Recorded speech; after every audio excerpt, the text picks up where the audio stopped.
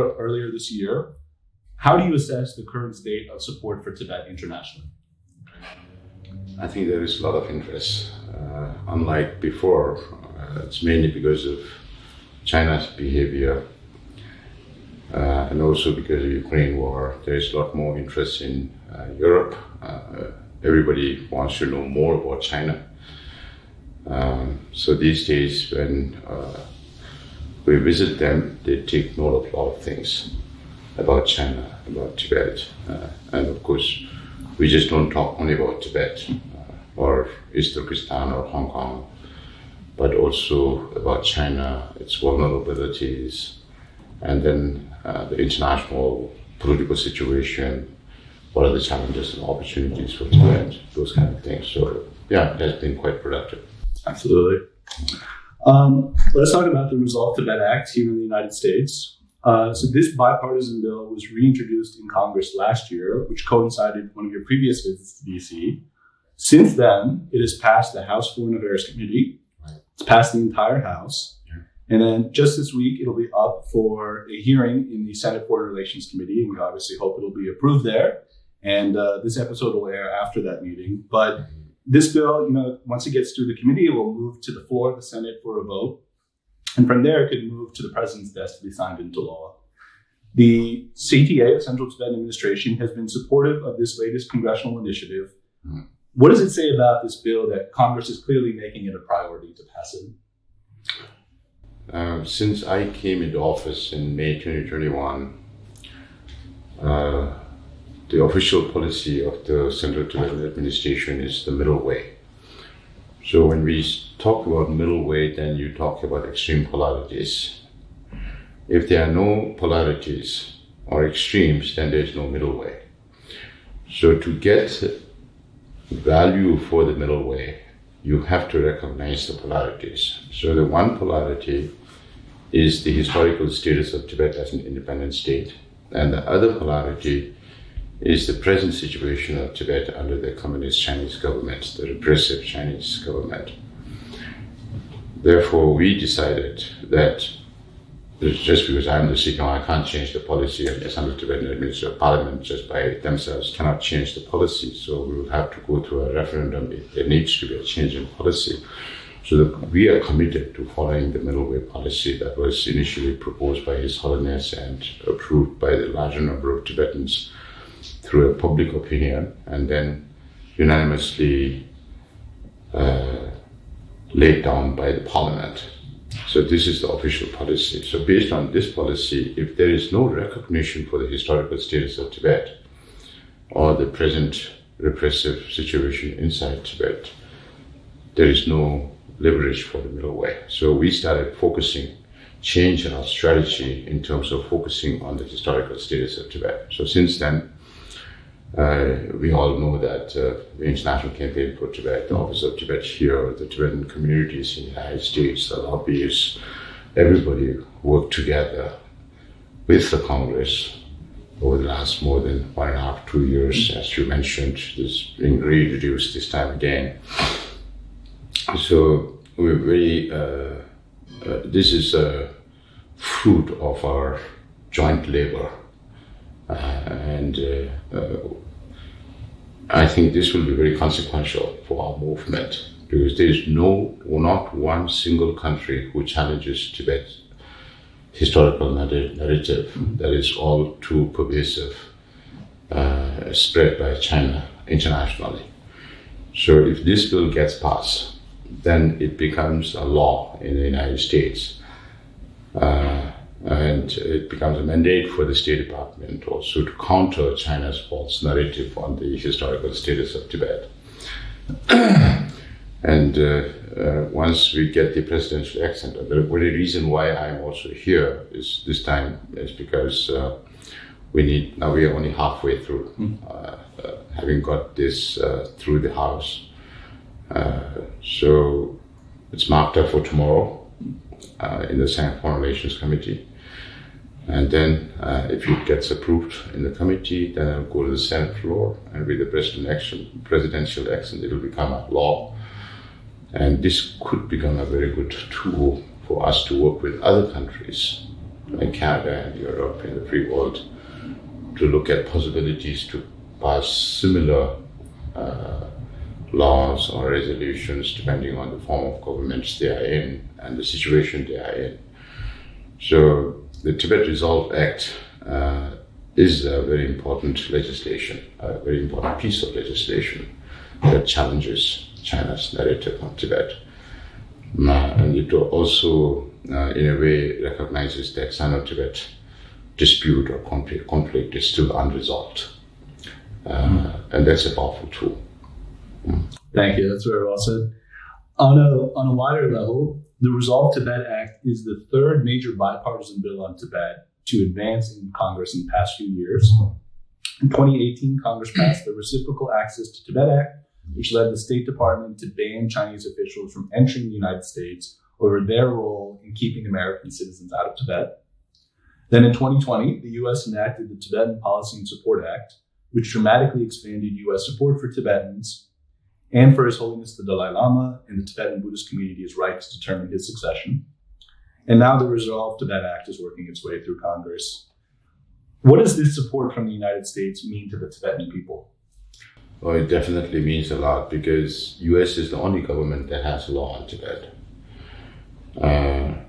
Our predecessors, Lodi Kerry, and our friends in the Congress worked very hard to get the U.S. Tibet Policy Act in 2002 during President Clinton's time. And you know that this is an outcome of a lot of things that happened during that period when during President Clinton's time, China also got the chance to organize their Commonwealth Party, the Olympics, the U.S.-China Free Trade Agreement. As an offshoot of that, there's also the Congressional Executive Commission on China, and a year later, the U.S. Tibet Policy of 2002, and you mentioned about the Reciprocal Access to Tibet Act. When I was representative here, it was already moved. I know I always acknowledge the leadership of Richard Gere as the board chair of International Campaign for Tibet, and the leadership within the ICT working closely with the Office of Tibet to get these things done. And the amendment to the U.S. Tibet Policy Act, which has now become U.S. Tibet Support and Policy Act, that includes the element of His Holiness reincarnation, is also a very, very important part of that legislation. Because one thing that really concerns the Chinese is the 15th Dalai Lama. They are not concerned about the living 14th Dalai Lama, but they are more concerned about the yet to come 15th Dalai Lama, where they know that if they can lay a hand on the 15th Dalai Lama, they can use it as a political tool to control people, the Tibetan people.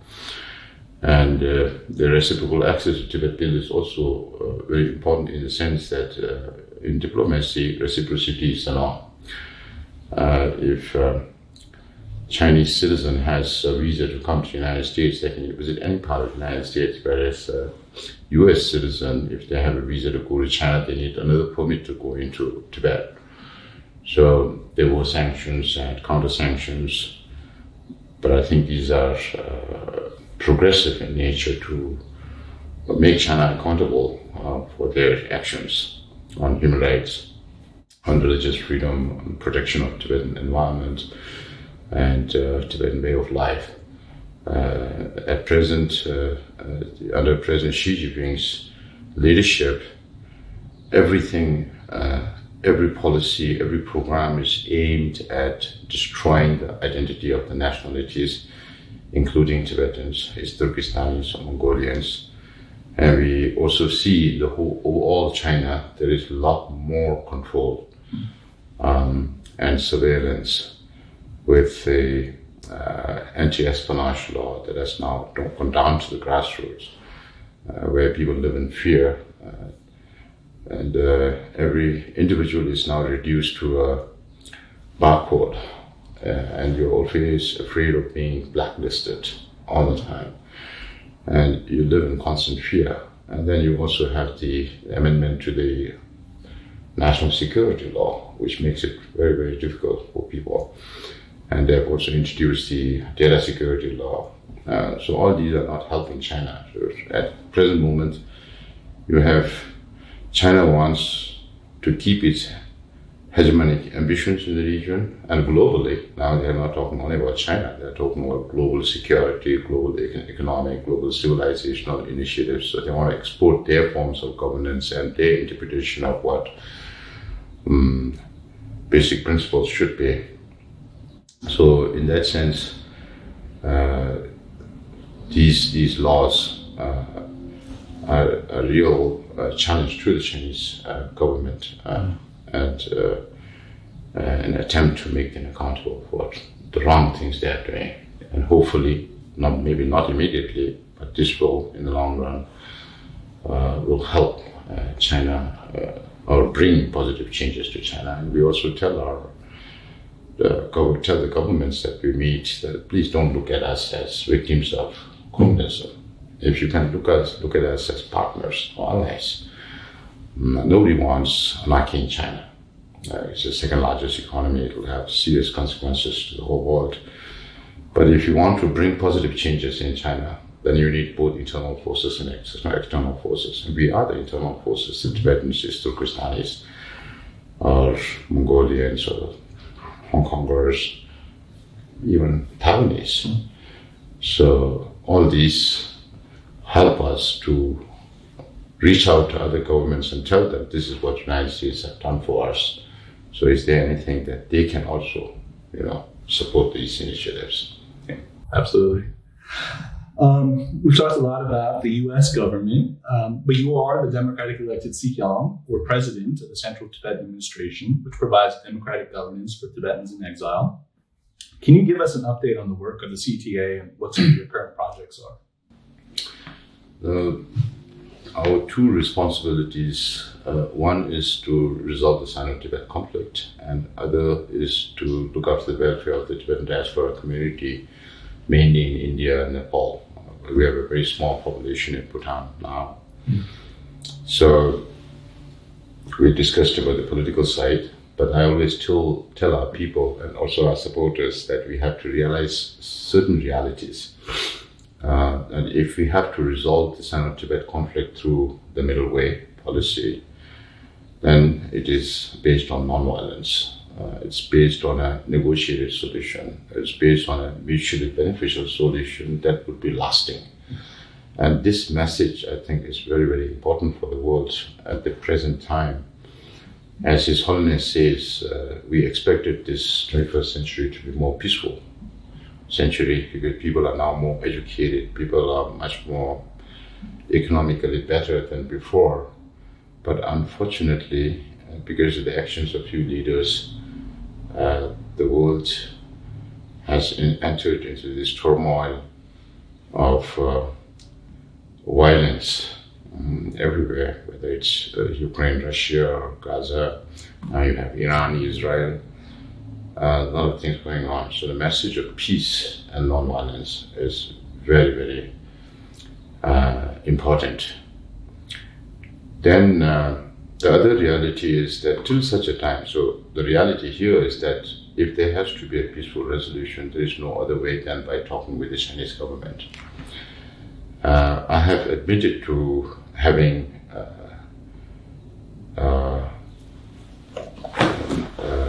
informal back channels with the Chinese, and then some people ask us, what expectations do you have? We don't have immediate expectations if you look at what Xi Jinping is doing to China and Tibet and other nationalities. But the Sino-Tibet conflict has been going on for the last 65 years or more. And we always think long term. So we are looking at the changes that are happening in China and the overall international scenario, what's also going on inside Tibet, and then look at opportunities and challenges when the time comes. So this is one reality. And the other reality is that till such a resolution is there with the Chinese, we have to reach out to the international community. And we have to realize that no nation, including the United States, will leave aside their national interest for the interests of Tibet. Now the question is, how do we align our interests, the Tibetan interests, and that nationalist interest, whether it's United States or Canada or other countries in the European Union or anywhere else. So this is how we have to apply our mind and strategize and develop programs to meet those ends. Now, in terms of looking after the welfare of Tibetans, over the last 65 years, we received a lot of support from many governments, many individuals and organizations. And with the long-term vision of His Holiness Dalai Lama, we have become an exemplary community in exile or government in exile with a full-fledged democratic structure. We have our own parliament, we have our judiciary, we have our cabinet, we have the autonomous institutions of Election Commission, the Auditor General's Office, and the Public Service Commission, and all the executive bodies that extends to the grassroots in a democratic way. But at the same time, there are a lot of challenges that people face in terms of livelihood. So one of the challenges that we faced was the dispersing compact communities. So in the 60s, of course, no one expected that we would have to live in exile for so long, 65 years already. Many people thought that we will go back, just like during the 13th Dalai Lama's time. But it has taken 65 years. But His Holiness always had this very long vision. So he developed democracy and all these democratic organs. And one of the achievements of the exiled community was also establishment of compact communities where Tibetans live together within a specified area in India in different locations. Now, more and more young people are moving out. Mm-hmm. So childbearing of young people of childbearing age, then it has a cyclical impact on the less number of children. It impacts the school system. So these are things that we have to think about. How do we integrate our school systems? How do we keep our community vibrant? So another challenge that we found was the Tibetans who arrived from Tibet in the last 30, 40 years, they don't own anything, not even an inch of land to build a house or make a livelihood. So we decided to combine these two challenges because one challenge is a solution for other. So now one of the extra responsibility that we have, the 16th cabinet under my leadership has taken is to build back compact communities, what we call as BBCC. So now we are focusing on providing housing for those Tibetans who don't have houses into the larger communities so that we can make it vibrant. And that alone is not enough. So we have to provide for livelihood as well. So these are challenges, but then the opportunity is also that now you find Tibetans in some more than 25 different countries. They have become nationals, they speak the language, they understand the system. And if they understand a little more about China and Tibet, then they could be the best advocates for Tibet. That is why we created this platform called the Voluntary Tibet Advocacy Group, where every Tibetan can come and take part in that initiative. And it's essentially more for the younger generations of Tibetans. So wherever I go, I traveled to about 24 different countries in the last 2 years. Wherever there are Tibetan community, one of my promise to the community is that I will visit every single community 2 times in 5 years. So it's not just visiting the community, talking to them and come back, but meet with the elder generations, visit every single camp, visit every single institution, look at people's problems, identify them, then bring it up to Dharamsala. And then also now we're doing a lot of changes in administration in terms of how do we budget long-term, short-term. Also developing a database because Tibetans are never good in numbers. Never focused on database or statistics. So now we have a big program with the funding from USAID through the NDI to develop institutional development index on human resources, capacity building, and all that. So we will be developing good database, make necessary changes to structure to focus on delivery of funds, whatever we receive is used for what it's meant for in time and good quality, and then development of processes and systems. So this is one of my commitments to get it done. And we are also not lacking behind in using technology. Since we are a dispersed community, now we want to e-governance, digitization of all the old documents. And another project is also to scan every available Tibetan scripture and then put it under one roof. This can be there till the end of the end of this world, till eternity. So these are some of the things that we are doing. So sometimes I say we have tilled the land in Dharamsala. Now we have to sow, we have to get rain, water, air, everything, and make it grow. So the amount of time that I spend in managing the institutions in Dharamsala is about half of my time, and half of the time, half of the year, I keep traveling around the world to speak to countries, meet with parliamentarians, think tanks, media. So fortunately, because of His Holiness, and also because of what China is doing internationally, there's a lot more interest, and we have also managed to create quite a good media profile over the last 1 year. Mm-hmm. So many of our audience members are dedicated followers of His Holiness the Dalai Lama. Mm-hmm. As a Sikyong, you have regular interaction with him. Can you give us an update on His Holiness and how His Holiness is doing? His Holiness is going to be 89 this July. He is very healthy. And just before coming this side, on 3rd of this month, we had a long life prayer offering to His Holiness. And as usual, he keeps assuring us that he will live for another 20 years or up to 113 years of age. So as supporters, you all know that there are propitious pre-signs that this Dalai Lama will live very long. So whenever His Holiness keeps saying this, then I tell the Chinese, this message is for you, because you're waiting for this Dalai Lama to die. And His Holiness keeps assuring us that he will live long. He still says that I have not lost one teeth. And so I keep telling the Chinese, let us see whether His Holiness Dalai Lama outlives the Communist Party or the Communist Party outlives His Holiness. Except for his knee, His Holiness is very well. And every week he meets with 500, 600 people 3 times in a week, every Monday, every Wednesday, and every Friday. And then of course, now that His Holiness does not travel as much as he used to do before, so a lot of visitors come from outside, and he meets with all the visitors.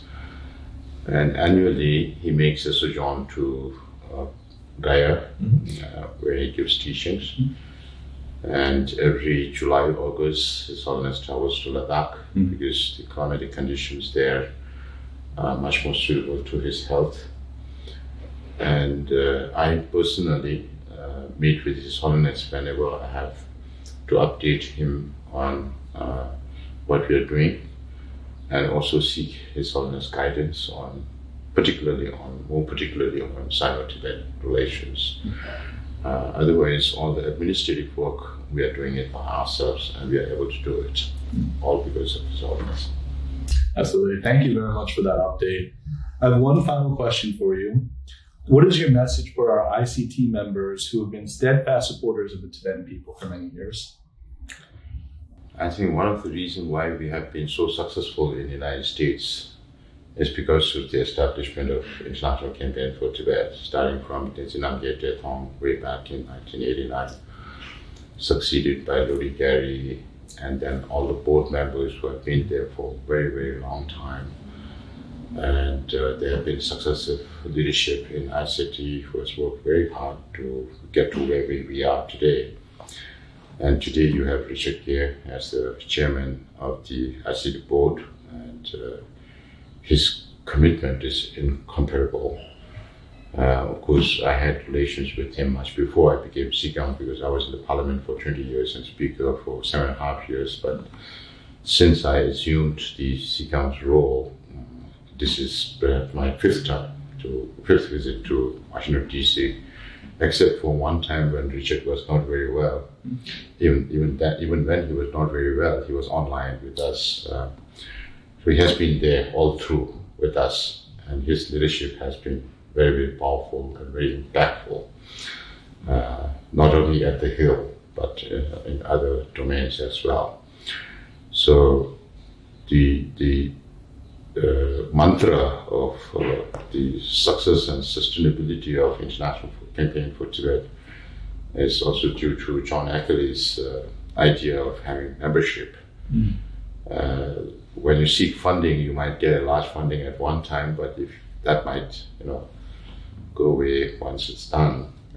So with membership, every single year, every supporter contributing whatever they're able to contribute sustains this institution. And because of their support, we are able to achieve as much as we have been, working closely with the Office of Tibet. So one of my conditions with the Office of Tibet is that ICT and Office of Tibet has to work very, very closely, because we have very limited resources, both financial and human. So we have to get all our resources together. Three values that I espoused during my election was that we will follow equity in everything we do. So equitable distribution of resources. You don't ask whether you are Khampa or Amdo or Wisang. We look at everybody in the same lens. And the second is cooperative effort. So what we achieve here in the United States is a cooperative effort of the Office of Tibet and International Campaign for Tibet, the Tibetan communities, the young Tibetans who are lobbying, including students for Free Tibet. So it's carrying on. And the third value that we talked about is moving forward. Now we have no space to move back. Now we have to move forward. And everybody is working toward that. And I'm very happy, I'm very thankful to all the members of International Campaign for Tibet, whether you are actively there or not every single day. Your contribution pays for all the people who are working in ICT, and they are doing a fantastic job. We are very proud of them, and we love working with them. And with all this cooperative effort, we are looking for more heights to achieve. Sikyong Pempa Sering, it's an honor to have you on Tibet Talks. Thank you very much for joining us. Thank you. Thank you for having me. Thank you once again to Sikyong Pempa Sering for joining us on this very special episode of Tibet Talks. And thank you as well to all of you for joining us on this program and supporting ICT's work. I hope you take the Sikyong's message about the importance of ICT members to heart. We'll be back next month with another episode of Tibet Talks. But until then, as we always say on the show, stay safe, stay well, and stay active. Thank you, and Tuja Che.